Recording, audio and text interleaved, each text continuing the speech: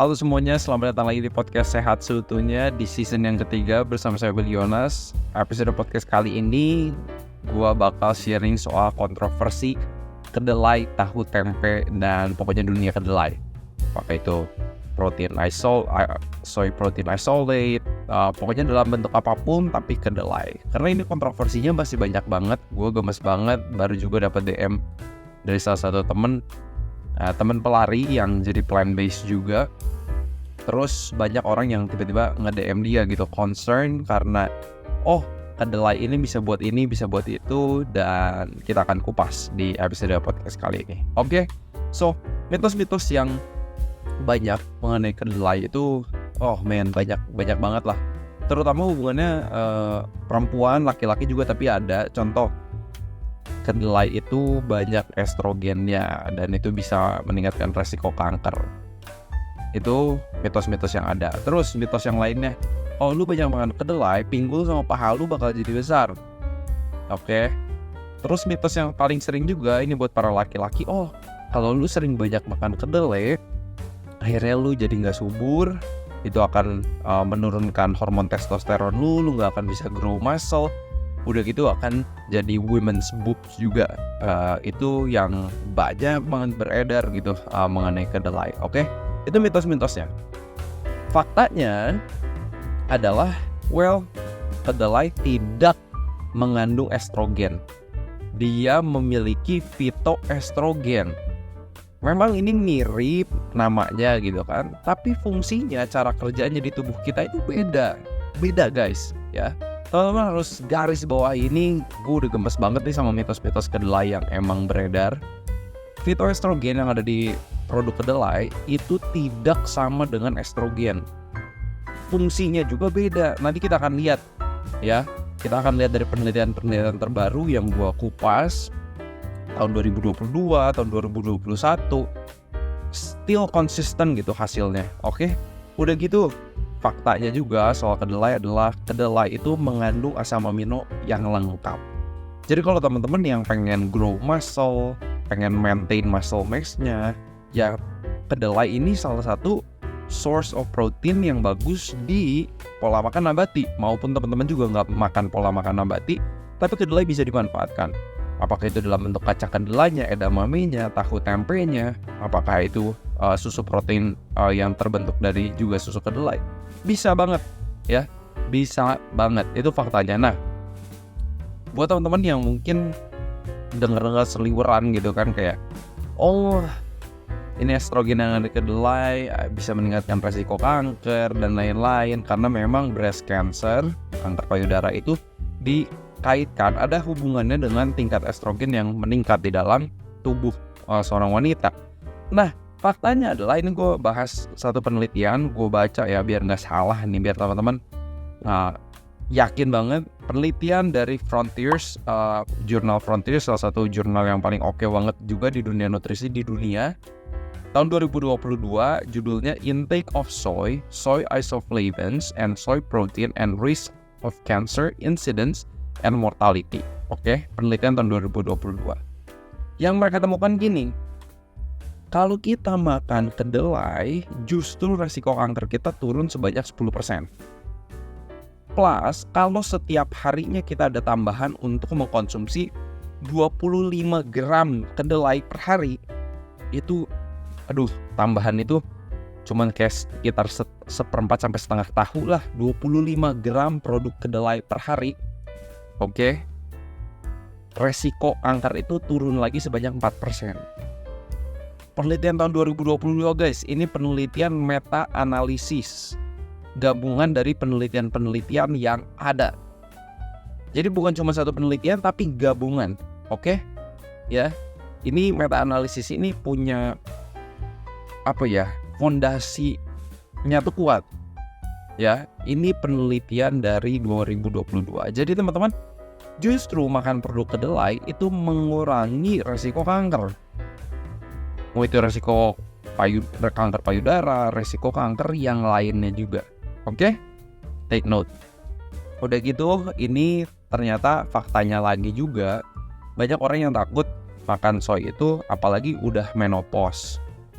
Udah gitu kan kita makan estrogen nih katanya dari produk kedelai. Justru teman-teman, menopause ini kan banyak perempuan yang struggle dengan hot flashes, ya kan, menopausal symptoms, gejala-gejala yang bikin badan nggak enak gitu ya. Jadi badan jadi cepat panas, yang lain padahal ngerasa kedinginan dia panas aja sendiri. Gue udah banyak ketemu orang-orang yang kayak gini. Dan teman-teman, ini penelitian dari tempat gue intern pas di Washington DC di Physicians Committee for Responsible Medicine (PCRM).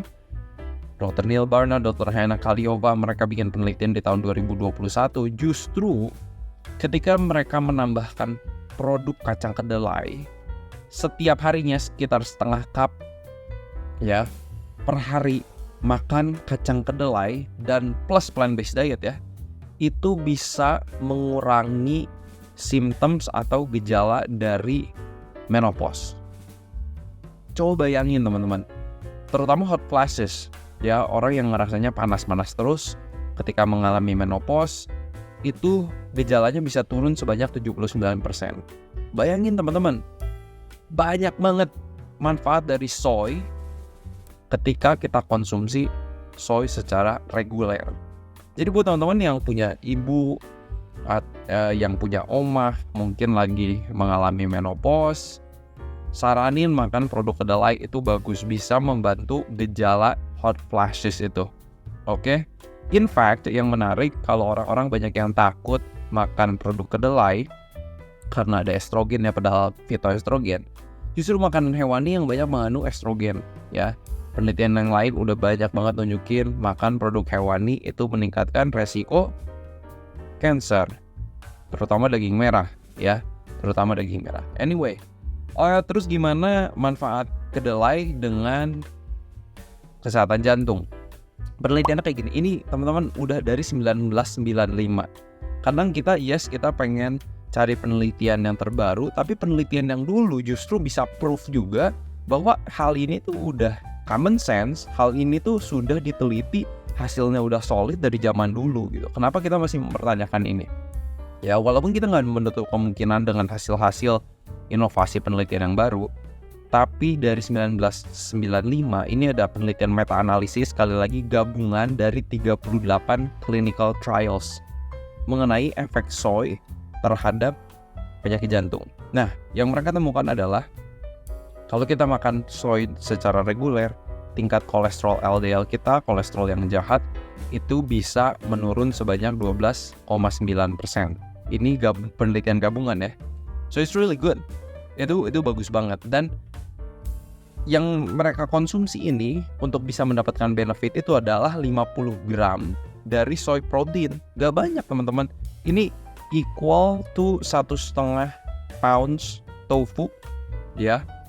Hingga nggak nyampe sekitar 1 pounds itu kan 1 pounds itu sekitar setengah kilo lah ya, kurang lebih, more or less lah setengah kilo. Jadi sekitar 3/4 kilo kita mengkonsumsi soy, justru manfaatnya banyak. LDL kita bisa turun ya. Kalau kita misalnya minumnya dalam bentuk soy milk, itu sekitar 8 gelas soy milk ya. Teman-teman, manfaatnya banyak. Jadi kalau kita mengkonsumsi 3/4 kilo produk kedelai dalam satu hari secara rutin ya kan, udah gitu juga, atau enggak kita misalnya kita konsumsinya dalam bentuk susu kedelai, bisa juga manfaatnya bisa menurunkan tingkat kolesterol kita sebanyak 12,9%. Penelitian meta-analisis, penelitian gabungan sejak tahun 1995. Gokil banget ya. Penelitian yang lain juga menunjukkan hal yang sama, melihat 500.000 orang-orang Chinese di China kan, ini orang-orang yang memang makan soy gitu dari zaman dulu, orang mereka yang nemuin cara bikin tahu dan yang lainnya. Mereka lihat orang yang makin sering makan tahu, makan produk kedelai, bukan hanya tahu aja, resiko mereka terkena serangan jantung atau penyakit jantung itu turun sebanyak 25%. So, signifikan. Ya, penting banget. Kita ada satu platform lifestyle medicine namanya Utuh Health, di mana teman-teman bisa telekonsultasi yang bebas ngantri di mana saja dan kapan saja. Buat yang struggle dengan hipertensi, diabetes, kelebihan berat badan, kolesterol trigliserida yang tinggi, kita ada wellness, plan-based, dan fitness guide consultation, di mana teman-teman akan dibimbing tahap demi tahap untuk mendapatkan kesehatan teman-teman kembali. Buat yang bergumul dengan kesehatan mental, dengan anxiety, dengan eating disorders, dengan depression, bergumul juga dengan dinamika keluarga, komunikasi di keluarga, dan teman-teman kerja, mungkin kita juga ada psikolog yang bisa membantu teman-teman. Teman-teman bisa langsung booking di utuhhealth.com atau bisa ke Instagram kami @utuh.health, klik link bio dan booking sekarang. Anyway, let's get back to the podcast. Dan yang mungkin yang terakhir yang pengen gue bagiin adalah bagaimana dengan konsumsi kedelai dan laki-laki. Banyak yang takut teman-teman laki-laki makan soy nanti akan jadi women's boobs, testosteronnya berkurang. Ini jelas banget teman-teman, penelitian dari 2021. Judulnya aja kayak gini. Neither soy nor isoflavone intakes affects male reproductive hormones. An expanded, updated meta-analysis of clinical studies. Mereka melihat juga 38 clinical studies menunjukkan konsumsi kedelai secara rutin tidak mengganggu hormon reproduksi pria, tidak mengganggu testosteron, tidak meningkatkan hormon estrogen. Ini konklusi dari penelitian deh. Meta-analisis, sekali lagi 38 clinical trials digabungin. Teman-teman, ini gue agak berapi-api aja ngomong kayak gini karena gue gemes banget gitu mitos-mitos yang ada. Sedangkan orang takut makan kedelai, tapi orang nggak takut makan daging gitu. Karena nggak takut makan makanan proses. Kenapa yang diserang kedelai terus gitu? Yang diserang bayam, kangkung misalnya buat asam urat. Tapi teman-teman, manfaat dari konsumsi kedelai itu banyak banget. Jadi teman-teman, semoga episode singkat ini bisa meyakinkan teman-teman lagi bahwa aman untuk mengkonsumsi kedelai. Kedelai justru menurunkan resiko kita terhadap kanker, terhadap penyakit jantung. Udah gitu juga membantu para wanita yang lagi mengalami hot flashes di saat menopause-nya, dan tidak membuat laki-laki itu hormon testosteronnya turun atau meningkatkan hormon estrogennya. No. Ya, yang ada di kedelai itu fitoestrogen dan itu berbeda cara kerjanya dengan estrogen. So teman-teman, kalau teman-teman mendapatkan podcast ini bermanfaat, boleh share ke teman-teman yang lain. Semoga semakin banyak yang terpapar informasi ini, semakin banyak yang aware dan share supaya orang tidak takut makan tahu, tempe, edamame, produk kedelai lainnya. Seperti biasa, harapan saya semoga kita sehat seutuhnya.